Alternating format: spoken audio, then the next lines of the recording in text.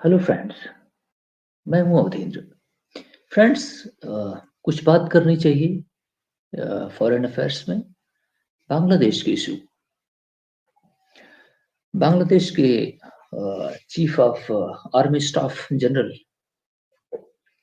आज एक टीवी को इंटरव्यू देते हुए उन्होंने कुछ कमेंट्स किए, जिससे एक आप इन्फ्रेंस ड्रॉ कर सकते हैं कि actually what is Bangladesh thinking.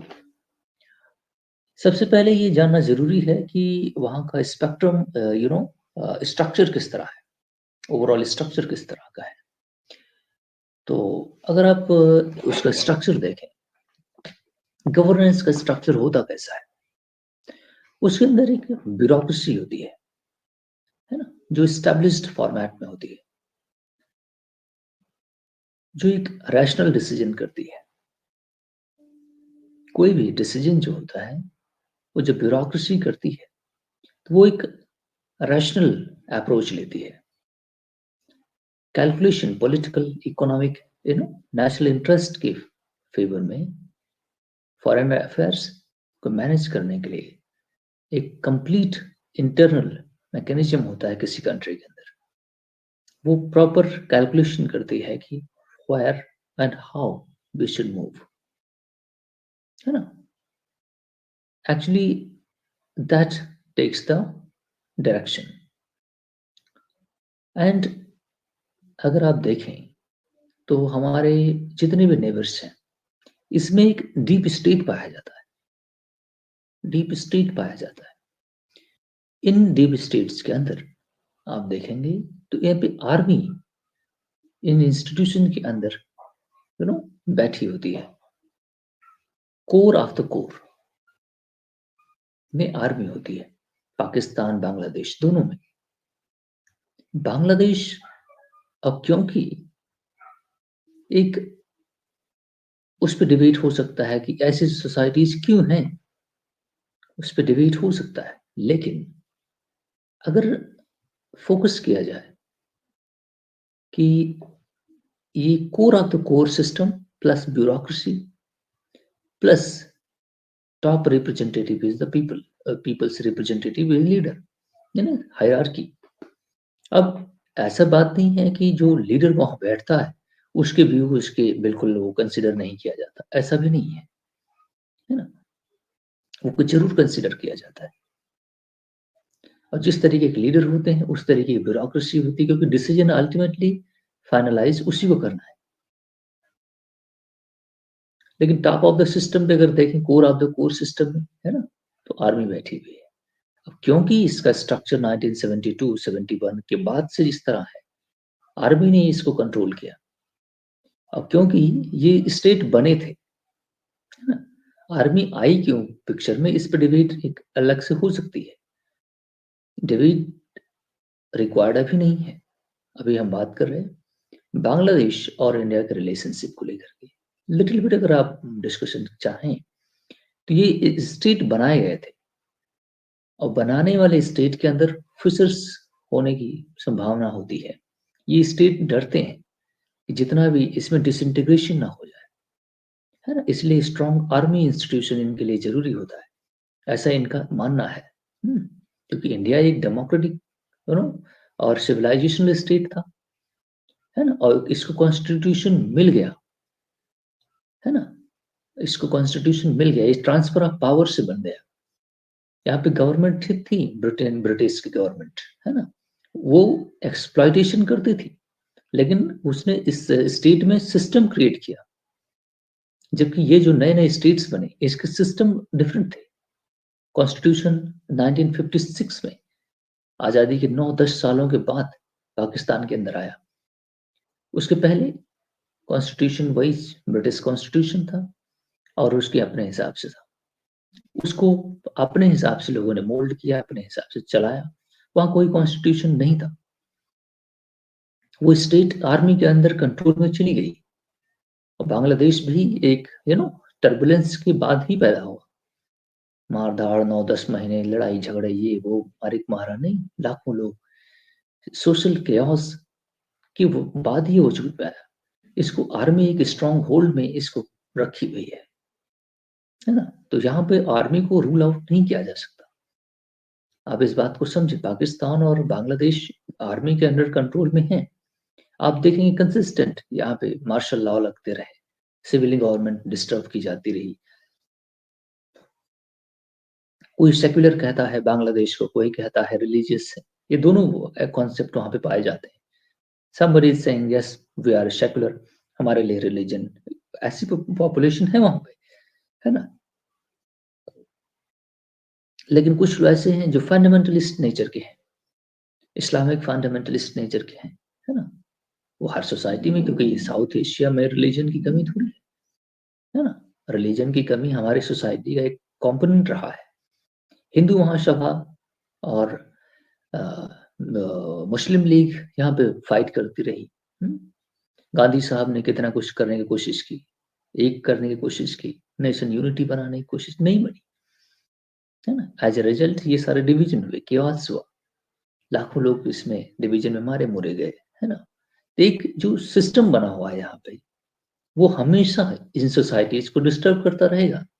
अब भारत के अंदर भी अगर कोई फंडामेंटलिस्ट फोर्सेस यहाँ मौजूद हैं, वो इस बात को समझ ले कि नेशन प्रोग्रेस तभी करता है जब सोशल कोहेशन और टॉलरेंस हो। आप अपनी अगर टॉलरेंस को छोड़ेंगे तो आपकी सोसाइटी सफर करेगी, एज ए नेशन सफर करेगा। नेशन डिसइंटीग्रेट क्यों होते हैं? ये पाकिस्तान बांग्लादेश सभी पार्ट थे भारत के, ये डिसइंटीग्रेशन हुआ, है ना? देश का विभाजन हुआ, कारण था कहीं ना कहीं गलतियां हर लीडर से हुई है। मैं अभी हिस्ट्री पढ़ता हूँ, अभी आपको पढ़ दूंगा तो आप, है ना, निराशा में डूब जाएंगे। ये मेरे पास बुक रखी हुई है। तो बात को समझें, सामाजिक डिवीजन और हेट ये सब पैदा करेंगे तो आप खुद भी उसमें चल जाएंगे, है ना? देश का डिवीजन होना पॉसिबल नहीं था, और यही रूट कॉज है आज की जो पिक्चर हमें नजर आ रही है। मैं बार बार कहता हूं, मैं बार बार सोसाइटी की तरफ क्यों जाता हूं? क्योंकि ये रूट कॉज है। अगर 50-60%, 70% मुस्लिम्स इधर उधर डिवीजन न होते, वहां पे कॉन्सेंट्रेशन मुस्लिम्स की नहीं होती, है ना? वहां पे कॉन्सेंट्रेशन मुस्लिम्स की नहीं होती, तो ये जो सप्रेशन है माइनॉरिटीज का, ये नहीं होता।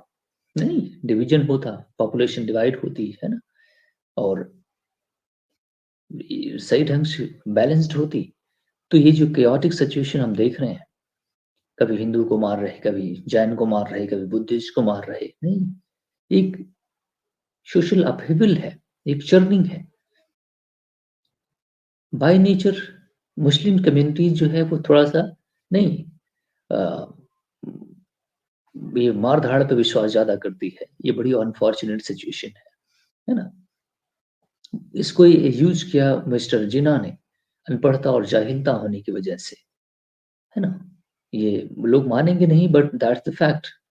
थ्रू आउट द वर्ल्ड आप जाकर देख लें, है ना? इसमें एक चीज पाया जाता है, एग्रेसिवनेस, वो जिहादपन, है ना? वो एक बहुत कट्टरपन बिहेवियर है। ये बहुत अनफॉर्चुनेट सिचुएशन है। लार्ज सेक्शन ऑफ उनको लिटरेसी की जरूरत है ना?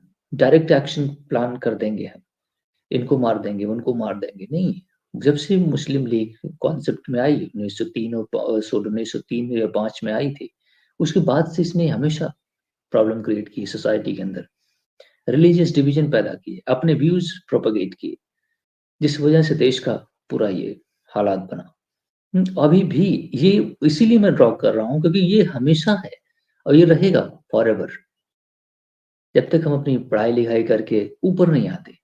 और स्टेट का जो कैरेक्टर रिलीजियस बनता जा रहा है, ये एक फिर से साइकिल ऑफ वायलेंस में हमेशा जाएगा। अनफॉर्चुनेट सिचुएशन है बांग्लादेश के अंदर कि अभी मॉडर्न युग में हम 21वीं सदी में रह रहे, है ना? अनएजुकेटेड लोग हैं, और उनको जो सिस्टम मिला हुआ है, एजुकेशन अगर है भी, तो उनको जो रिलीजियस एजुकेशन मिल रही है ना, वो, है ना, वो उनको लिबर्टी प्रोवाइड नहीं कर रही, फ्रीडम नहीं दे रही, कॉन्सेंस का इस्तेमाल करने दे रही, है ना? तो ये सारी प्रॉब्लम है सोसाइटी के अंदर, जबकि उनका ये मानना है कि मैं बेस्ट हूं, है ना? उनका मानना है कि वो बहुत अच्छा कर रहे हैं। जो बांग्लादेश में लोग एक दूसरे को सोशल डिस्टर्बेंस किया हुआ है लोगों ने, उनका मानना है कि बहुत अच्छा कर, पहले तो हिंदू हेट एक है और दूसरा है इंडिया हेट, है ना?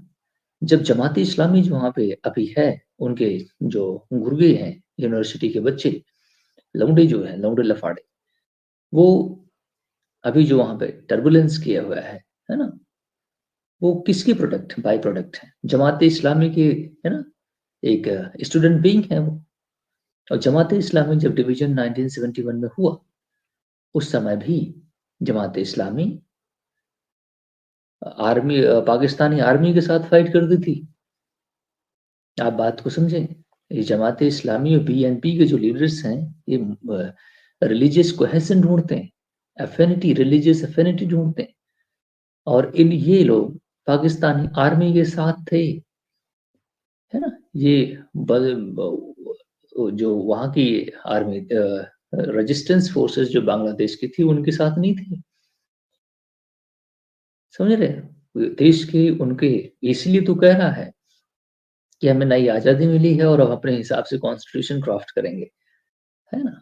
और ये जो भी चीज़ें होंगी वो अब हम अपने रिलीजियस के हिसाब से करेंगे, क्योंकि मैंने सेकुलर फोर्स और हसीना को बाहर निकाल दिया।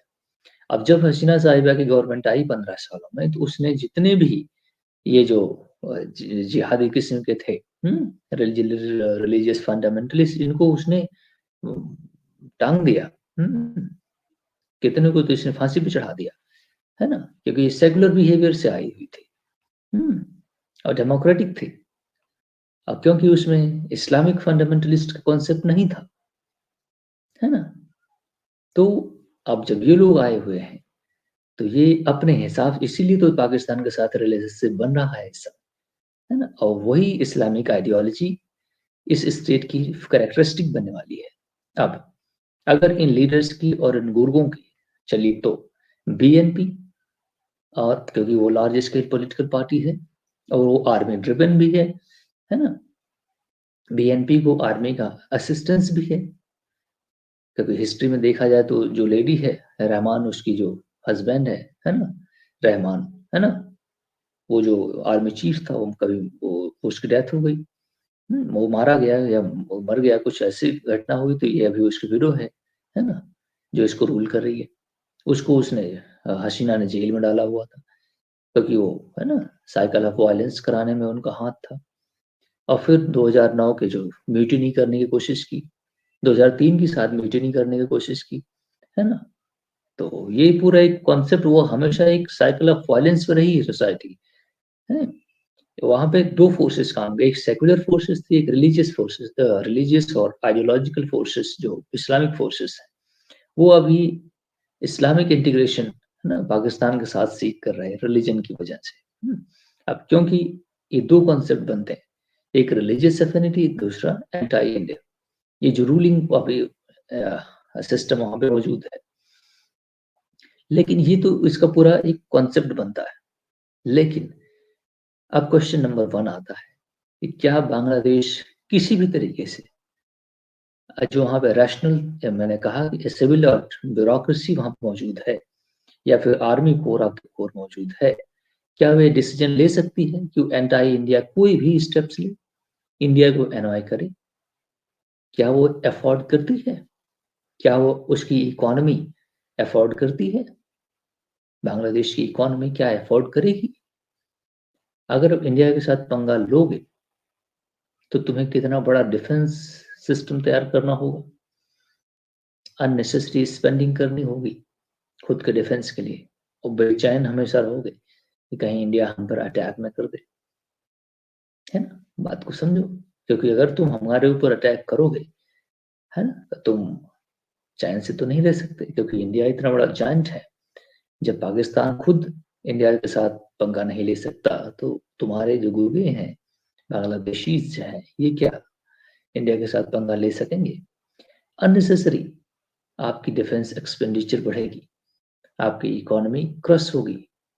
इंडिया आपको चाहे तो स्ट्रैंगुलेट कर सकता है, दो शिप बे ऑफ बंगाल में खड़ा करके, है ना, और लैंड बॉर्डर से अपने आर्मी फोर्सेस को भेज दे, तो आपको असिस्टेंस भी नहीं आ सकेगी कहीं से, दुनिया से आपको मदद भी नहीं आ सकेगी, और आपको 3 दिनों के अंदर वेपन डाउन कर देने पड़ेंगे, है ना? क्योंकि चारों तरफ से कहीं भागने की जगह भी नहीं है।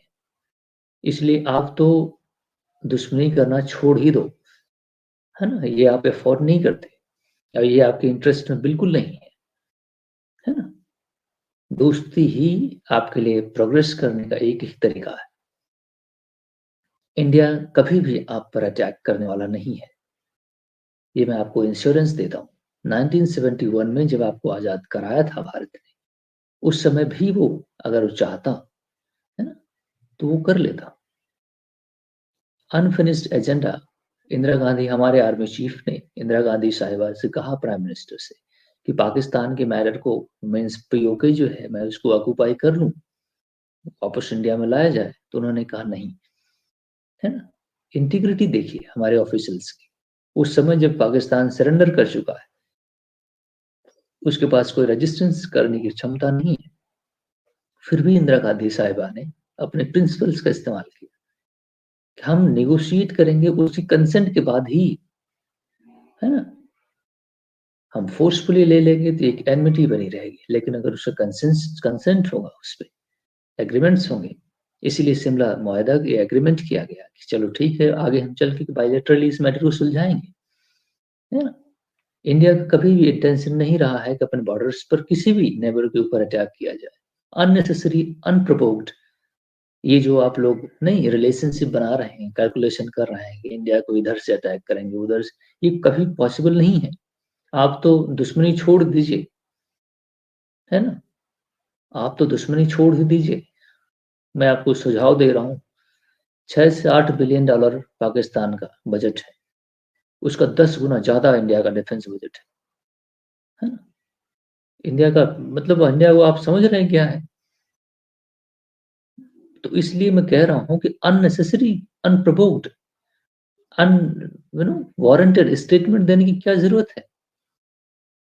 अभी कोई वहां पे कह रहा है कि हम यहाँ पे न्यूक्लियर वेपन लगाएंगे, कोई कह रहा है कि हम आसाम और वेस्ट बंगाल और बिहार को, अपने उड़ीसा को अपने कब्जे में ले लेंगे, है ना? यही तरीका है ना? ये तरीका है, सोल्यूशन है ये? ये तो मतलब आ बैल मुझे मार वाली कहानी है ना? आ बैल मुझे मार की कहानी है। इंडिया अगर एक बार फूंक भी दे, है ना, तो तुम उड़ जाओगे। अपनी स्ट्रेंथ पहले हमें बिल्कुल ही इसमें इंटरेस्ट नहीं है कि मैं आपको डरा धमका रहा हूँ।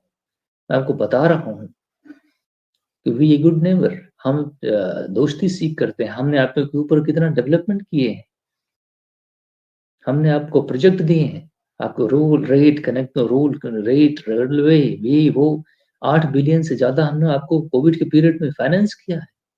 अननेसेसरी आपको क्यों रिलीजियस मतलब फैनेटिज्म आ गया है? मुझे समझ के आप मेरे परे है। आपके डेवलपमेंट प्रोजेक्ट के लिए कितना कुछ हमने दिया है। आपके साथ बॉर्डर डिस्प्यूट 2015 में हमने सॉल्व किया, 101 एनक्लेव हमने आपको वापस दिए, जबकि बदले में 51 हमने लिया। आपकी बात को मानते हुए मैंने कितना कुछ दिया। बांग्लादेशीज को कितना कुछ सपोर्ट मिलता है। केवल ये आपका जो नशा है ना, ये उतर जाए तो आप कितना खुशहाल रह सकते हो। अब पाकिस्तानी आर्मी आपको आगे लड़ना सिखाएगी, वो आपको जिहादी बनाएगी।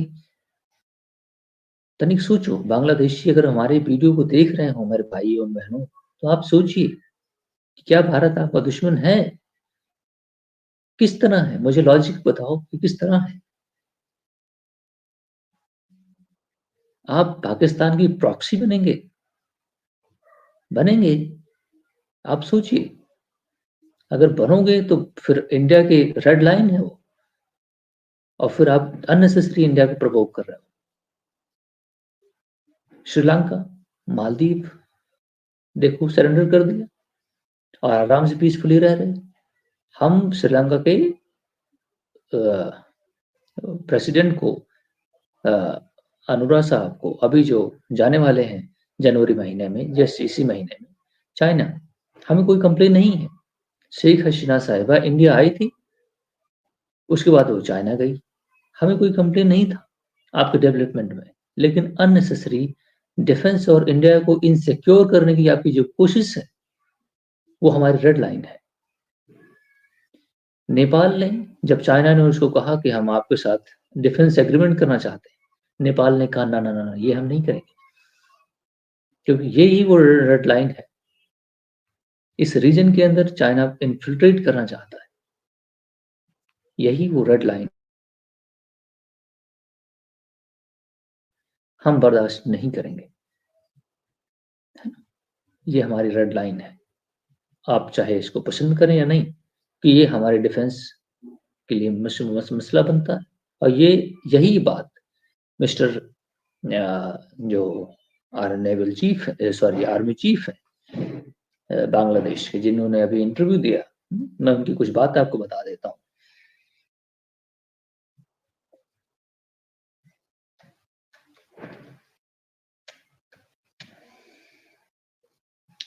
जनरल वाकेर उज जमान, है ना, WZ मैं इनको कह दूंगा, जमान साहब, ठीक है। अब इन्होंने Bangladesh army chief calls for nation consensus और tones down India anti India rhetoric, ठीक है। अब ये डिमांड कर रहे हैं कि हमें कंट्री के अंदर टॉलरेंस पैदा करने की जरूरत है। टॉलरेंस मीन्स वो कहना चाहते हैं कि जो वहाँ पे इस्लामिक फोर्सेस हैं, वो जो माइनॉरिटीज हैं उनको रिस्पेक्ट करें, उनके साथ टॉलरेंस बनाए, है ना। वो इनका मीनिंग ये है। उन्होंने कहा कि हम India is an important neighbour of Bangladesh and we are dependent on India in many ways. हम भारत के ऊपर डिपेंडेंट हैं कई सारे तरीके से, लेकिन हमारा इस पर भी ऑब्जेक्शन है। केवल हमारा रिलेशनशिप ट्रांजैक्शनल नहीं है, केवल हमारा रिलेशनशिप ट्रांजैक्शनल नहीं है कि हम कुछ देते हैं कुछ लेते हैं। हमारा रिलेशनशिप आपके डेवलपमेंट, आप हम वी आर कनेक्टेड इमोशनली। आप थिंकिंग करना शुरू कीजिए, सोचना शुरू कीजिए कि जब इस्लाम इस इंडियन सब कॉन्टिनेंट पर नहीं था, तो आप क्या थे। मैं बांग्लादेशियों से पूछना चाहता हूँ कि जब इंडिया में मुस्लिम नहीं थे, तब आप क्या थे। आप इंडियन सब कॉन्टिनेंट के इंडियन हैं। हमारा सिविलाइजेशनल लिंकेज है, हमारे रहने खाने बोलने चलने उठने बैठने की सेम स्टाइल है। रिलीजन के ऊपर हम, कलर तो हमारे ऊपर बाद में आया। First we are the same part of the body. आप इस तरह समझने की कोशिश करें। मैं अगर पाकिस्तान से मुझे लोग सुनते हैं तो वो भी सुने कि जब रिलीजन यहाँ पे नहीं था, most of the Pakistani ministers कह रहे हैं कि मैं इन ये चौहान का फैमिली का था, मुझे कन्वर्ट कर दिया गया, मैं फला हो गया, मैं ढमका हो गया। लोग कह रहे हैं अभी लिटरली, अगर आप सुने तो कितने मिनिस्टर्स हैं कहते हैं फलाने राजा के बेटे थे, फलाना फला था, हमारा यहाँ अंपायर था, वहां था। हम मुस्लिम बन गए। मुस्लिम आप बाद में बन गए, पहले तो आप इंडियन सब कॉन्टिनेंट में कल्चरली, है ना, हमारा एक जीवन है। कल मैं मुस्लिम बन जाऊं, दैट डजंट मीन दैट कि मैं इंडिया का नहीं हूं। हमारी एफिनिटी और रिलेशनशिप कहीं और का हो गया, ऐसा नहीं है। इस बात को आप समझिए, है ना। तो unnecessary unprovoked statement, unwarranted onward बोलना बंद कीजिए। आप बात को समझिए, ठीक है। मिस्टर जमान साहब थोड़ा समझदार लग रहे, लेकिन जो आर्मी के पास सबसे इंपॉर्टेंट चीज है, वो फियरलेसली बोल सकती है। लीडर्स होता है, वो उसको वोट लेना है या फिर अपनी कॉन्स्टिट्यूंसी को लोगों को लुभाने के लिए भी कभी कभी अंडरवर्ड स्टेटमेंट देते हैं। लेकिन आर्मी को ऐसी कोई फोर्स तो है नहीं कि लोग अच्छा करेंगे, लोग समझेंगे, क्या समझेंगे। आर्मी तो बिल्कुल नहीं, वो जिसको जो उसका एजेंडा है वो बोलती है, उसको किसी को फियर तो है नहीं, है ना। तो मिस्टर जॉन साहब ठीक-ठाक चीज़ें बोले हैं, लेकिन ये जो व्यू है, हो सकता है कि ऑफ़िशियल व्यू है ना? और चलो ये भी ठीक है, कोई बुरा नहीं है। हमारे मिस्ट्री साहब भी गए थे वहाँ पे और बांग्लादेश को समझा के आए, बातचीत करके आए हैं। हम आपके साथ एक जैसा कि है एक पार्टनरशिप रिलेशनशिप है। अननेसेसरी अनप्रोवोक्ड हमको एक्साइटेशन मत कीजिए, है ना? हमारे धारा प्रवाह को आप नहीं रोक पाएँगे, मैं आपको बता रहा हूँ, है ना? इसलिए अननेसेसरी वॉर और अननेसेसरी कांड करना बंद करें, ठीक है? यही आपके हित में है। वहाँ के भी ह्यूमन राइट्स ने बताया है कि 2024 के अंदर जब से ये इंसिडेंट हुआ है, 128 लोगों की जान गई है। इस एटलीस्ट कम से कम इस रिलीजियस मार-धाड़ के अंदर। लोगों ने अनप्रोवोक्ड लोगों को, डरे हुए लोगों को, जो हिंदूज़ माइनॉरिटीज़ में रह रहे हैं वहाँ पे लोग, और 128 लोगों को उन्होंने ब्रूटली मार दिया है ना? उससे एटलीस्ट कम से कम, इससे ज़्यादा भी नंबर है। अब बताइए ह्यूमन राइट उन्हीं की ऑर्गेनाइज़ेशन है बांग्लादेश की, ये बात कह रही है। At least 96 took places from August onwards, meaning roughly three-quarters of the killings occurred after Hasina government. Hasina government के जाने के बाद, क्योंकि हसीना गवर्नमेंट के 1-2 महीना 3 महीना पहले से भी ये लोग प्रोटेस्ट कर रहे थे, जब रिजर्वेशन पॉलिसी को लेकर वो था। उस दौरान भी लोगों को मारा इन्होंने। लिंचिंग लिंचिंग है ना? A mob beating reflect the growing intolerance and radicalization in society.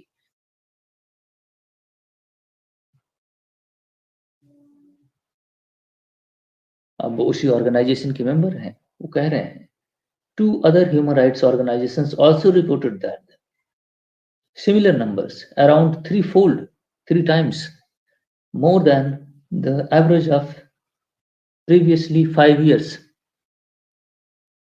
ये 5 साल के अंदर में भी ये लोग, जब उनकी हसीना की गवर्नमेंट थी उस दौरान भी ह्यूमन राइट्स वायलेशंस होते थे, माइनॉरिटीज को मारा कुटाई होती थी, है ना? वो थ्री फोल्ड बढ़ गई है।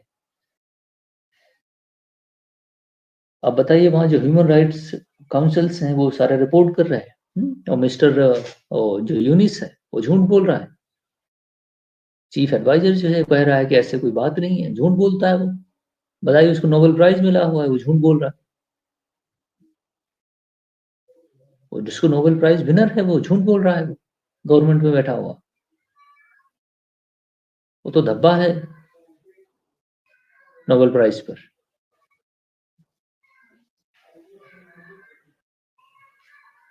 जितनी भी बातें मैंने आपको बताई है, ये सारी फैक्ट्स हैं। इसमें कोई भी है ना प्रोपेगेंडा नहीं है, रिटॉरिक नहीं है। और हमारा ये चैनल जो है ये फैक्ट मैक्सिमम, जहाँ तक मेरी अपनी समझ है ना? और ज़्यादातर मैं रिटन रिकॉर्ड्स, है ना, का आपको बताता हूँ, क्योंकि ब कहानी बताना नहीं ठीक नहीं लगता। हुँ, वो अनएथिकल ऑलरेडी है, झूठ बोलना भी अनएथिकल होता है।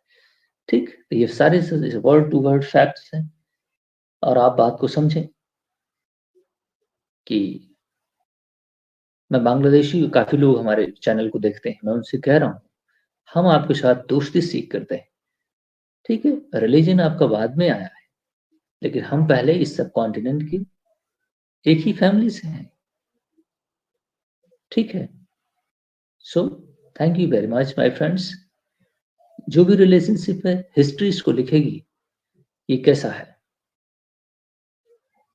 Thank you very much for watching, my friends. Please do subscribe, share with your friends, and comment on. If you like it, please do comment on. Okay.